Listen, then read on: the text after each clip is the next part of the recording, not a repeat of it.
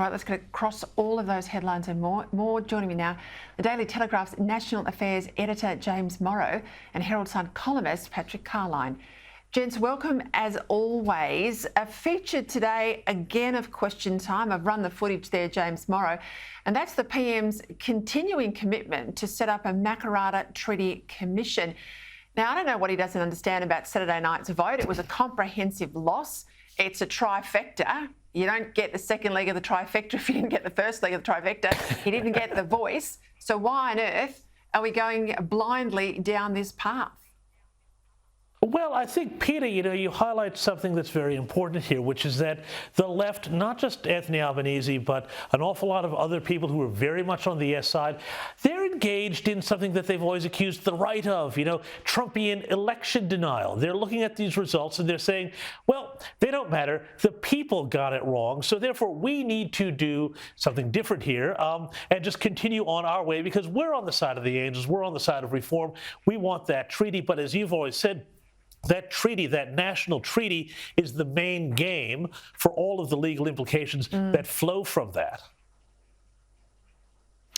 I should have kept my racing analogy for Patrick Carlyon, the son of the great late Les Carlyon, a racing man and historian, as we know. But Patrick, this push last night by Jacinta Price and others to get up a royal commission into what we know is occurring, but not necessarily the scale of it in remote Aboriginal communities, that failed last night. Labor won't back an audit into the spending either. This is what Australians actually want to see. They want to see practical change, don't they? Well, absolutely. To borrow from the Yes campaign sort of rhetoric, they talked about truth-telling. How could you better tell the truth than to have a royal commission into this very serious problem in Indigenous communities? If you want to close the gap, and I think 60% of people voted no on the weekend. I think 98% of Australians want better outcomes for Indigenous communities. You've got to get into this truth-telling. You've got to explore the problems and understand the problems, whether it's education or employment or child abuse. This is a terribly backward step that actually throws to the whole empty, navel-gazing type rhetoric that the Yes campaign sort of fell into, especially in the last few weeks. Whereas Jacinta Price is trying to throw forward, trying to make the future better. Spot on, truth-telling about today, not truth-telling about 200 plus years ago.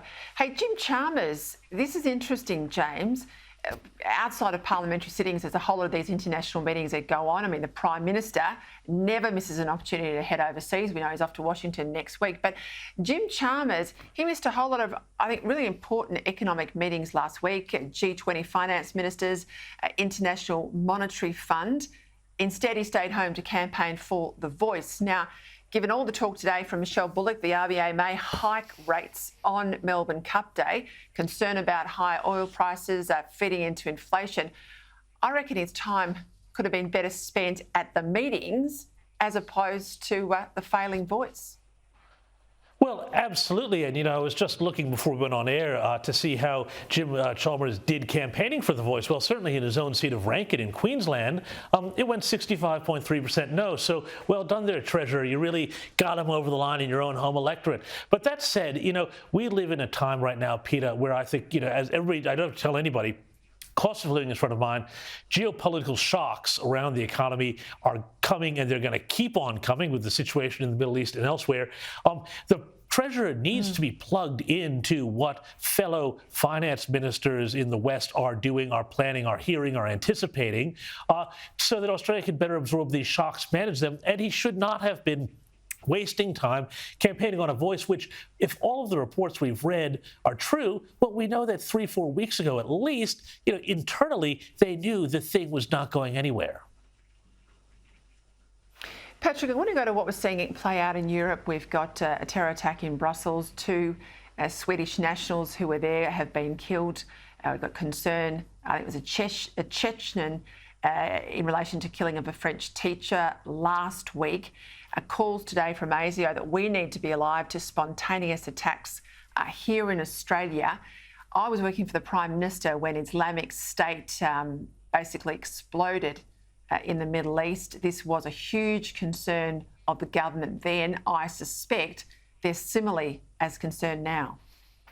Well, they'd have to be, wouldn't they? I mean, I can't remember a more volatile time of uncertainty in my adult life, and especially today with those dreadful scenes at the Gaza hospital. Everyone's trying to blame one another.